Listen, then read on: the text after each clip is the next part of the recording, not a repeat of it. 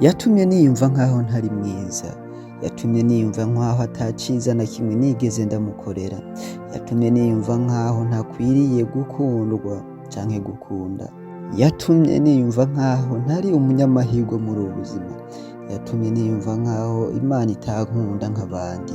Nibajije ivyabaye hagati yanje nawe, jewe nije naboneka nkumenga nkaho nije nari ikibazo. Naramukunze, ndamwakira muri kimwe cose ciwe, nemeye guhora nicisha bugufi nihanganira inyishu ziwe zitari zimeze neza mu matwi yanje, ariko si ukubera ko nari umunyantege nke, ariko ni kubera ko ntashobora kumwishura kubw'urukundo namukundaga. Yatumye ndara amajoro ndira, atuma numva ko noba naje mw'isi kuhagorerwa ko no kubera ikimenyetso abandi bantu c'umuntu agowe. Naramukunze ataco mfatiyeko, namuhaye buri kintu canje cose c'agaciro nari mfise, umwanya wanje, ivyiyumviro vyanje, amafaranga yanje, eka n'umubiri wanje ntiwasigaye inyuma.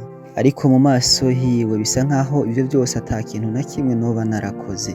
Nagerageje kumutwengerana ca gihe umutima wanje wariko urava amaraso, nagerageje kwihangana, ngerageza kwerekana ko meze neza kugira ngo simpave ndamutakaza. Kuri nuko vyarangiye agiye akansiga. Sinobesha yuko utambabaje, sinobesha yuko utanshize ahantu nanje nibaza ivyambayeko, ariko uko wagiye uko ariko kose naragukundaga.